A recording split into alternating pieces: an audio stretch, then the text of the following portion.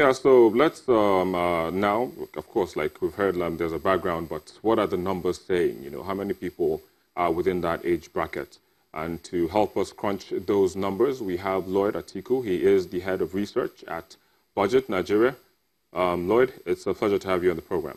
Thank you for having me. Thank you. Thank you for having us. Of course. So let's begin with the number of voters now. Of course, geopolitically, generally. Well, if you look at the voters and you try to actually put the numbers together, typically, yes, a lot of people are, if you look at the voters distribution, the substantial amount of people that will be voting will be coming from the Northwest, then followed by the Southwest, and then you have the South, and then you have a lot of distributions. But if you look closely, especially at the young people that will be voting in this election, 51% of the 70 million people that will be voting, well, that are actually registered and have collected their PVT to vote, will certainly be young people. That means they are below the age of 35. And that's actually remarkable. It has not been like that. If you look at the trajectory of things between 1999 and you look at 2003, and then you look at the 2007 election, 2015 election, this is the first time that young people actually will be dominating the poll. And that said, again, if we look closely again at the numbers, it doesn't really tell us much. If we just say it's 51% that have registered. Yeah, so yeah.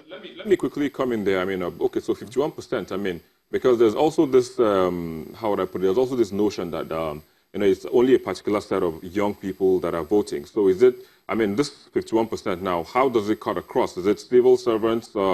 Is it, I mean, what are the sectors? Where are they coming from?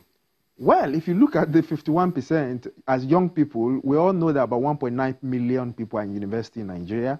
A substantial amount, about 80% of those people are already registered to vote. Of course, their dynamism, whether they will vote or they will not vote, even the fact that some of them registered in their institutions, there will be a lot of displacement. Some of them will have to travel. And we understand that there was a strike at one point in time during the registration period. So definitely a substantial amount of those people that are actually in schools, university, will be disenfranchised one way or the other. Then the second group also is the College of Education, the Polytechnic. They're also substantial in their own numbers. But beyond that itself, if you look closely at the INEC number, they really didn't tell us closely what the occupation of those young people are or what they look like. But generally, we know certainly that we have a lot of unemployed people, one way or the other in Nigeria, that will be voting. We know we have a lot of young adults that are actually just starting business, running some form of maybe artisans along that. If you look at the artisans around you, most of the people that you see around here are young people. They will be voting. You have a lot of course, people we call housewives. We have young people below the age of 35, especially if you look at the demographic distribution along the northern region.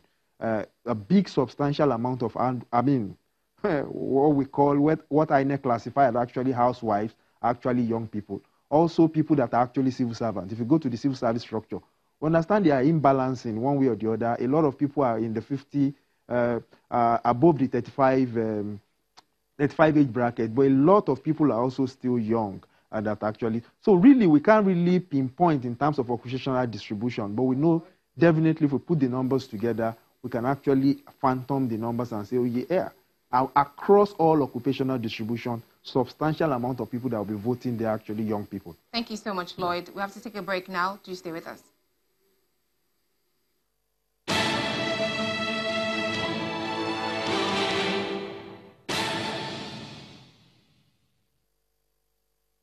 We've come a very long way since 1960, that's after the independence.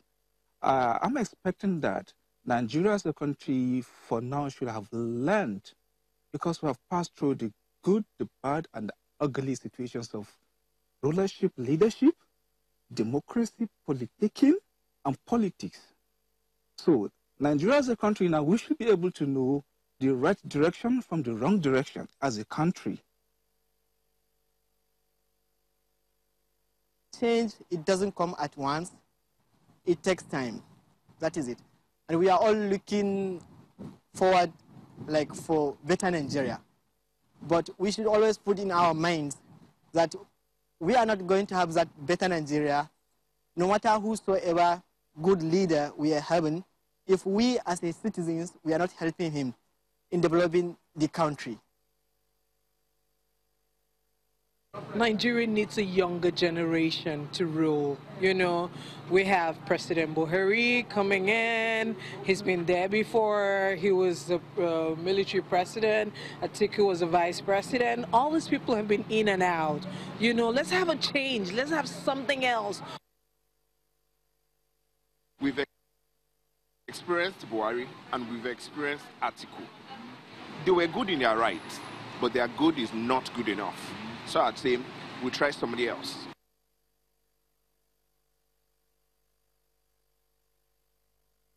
Need changes in Nigeria. We need Nigeria to be okay, perfectly okay, at least. Example, we need to stop Boko Haram. It is a very big challenge in Nigeria. We need a good government that will stop it to the fullness.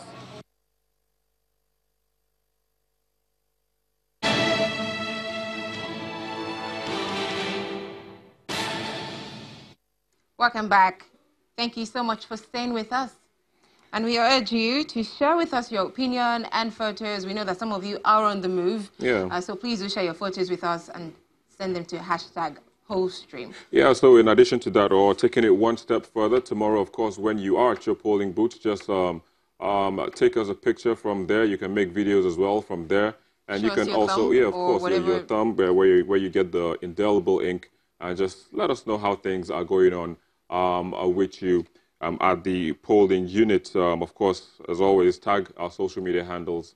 We have a Channels TV at Victor_MBIDI, as well as at Oluwamayowa. Now, tomorrow, after you voted, and you're going to send us your photo or video, the hashtag to use is #IVoted.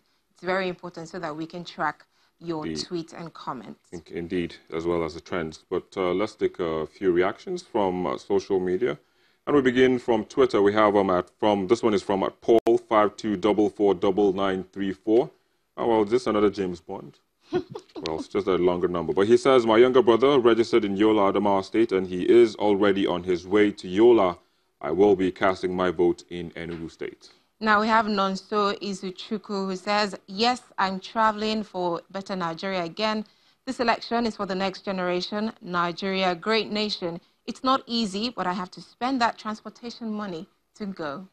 At Celestine FA1 says, why not? The expenses paid for in the first time becomes more telling now if I fail to actualize the purpose of which it was incurred.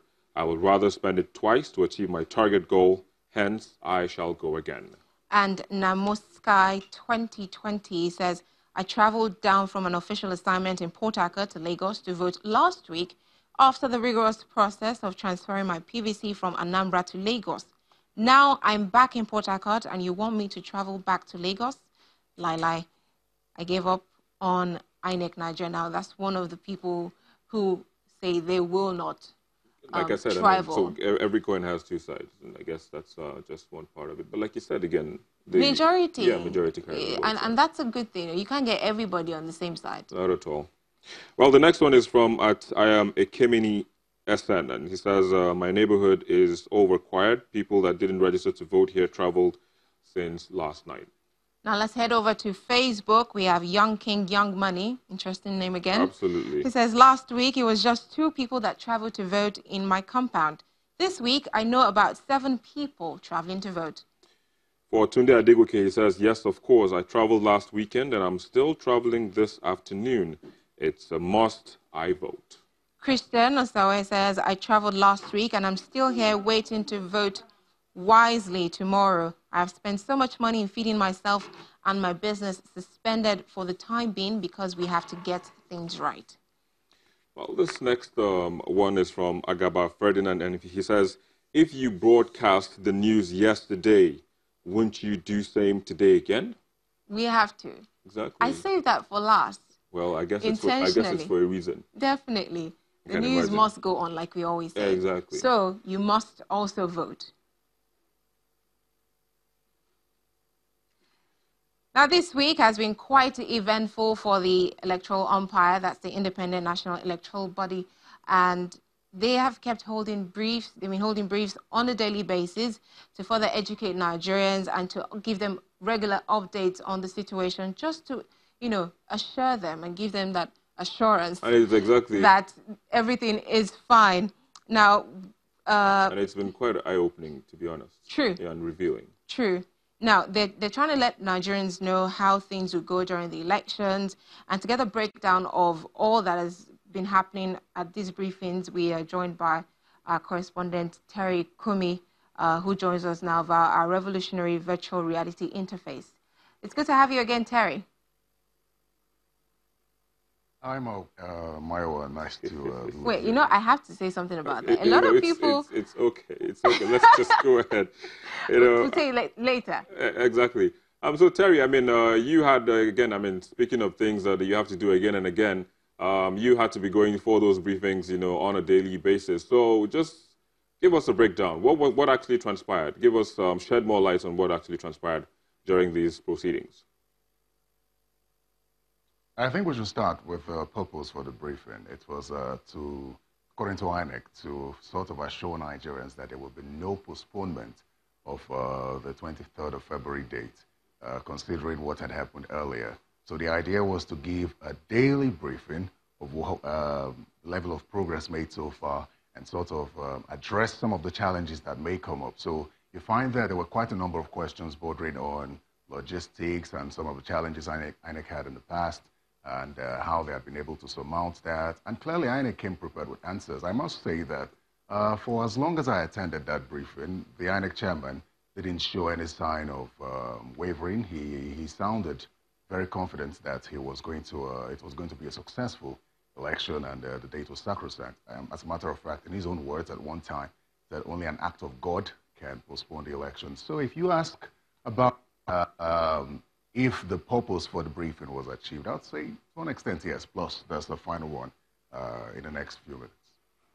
Yeah, so, I mean, like you said, he was very confident. He came into this, we got to this period last week with the same confidence being exuded by the INEC chairman, but, you know, things went awry at the very last minute, which is one of the questions or one of the reasons some people on our platforms, on social media platforms, are saying that they have given up on INEC. I mean, do you think they should still hold that even after? Do you think they should still have, you know, such, you know, that form of, how would I put it, distrust, so to speak? Yeah, you know, ahead. Confidence. Yeah, confidence, so to speak. I'll say yes. The first briefing, I spoke with former head of state, Yakubu Gowon, who was there as an elected. And I asked him the same question, if he was confident or satisfied with the explanation given by INEC, and if he was sure that he had the confidence that INEC would organize a successful election. He said yes. He said, this is the electoral umpire. This is all we have at the moment. They've realized where they have gone, they've made errors, and they're willing to step in and make corrections. Plus the INEC chairman stepping in to handle some of these logistics that were problems at the time.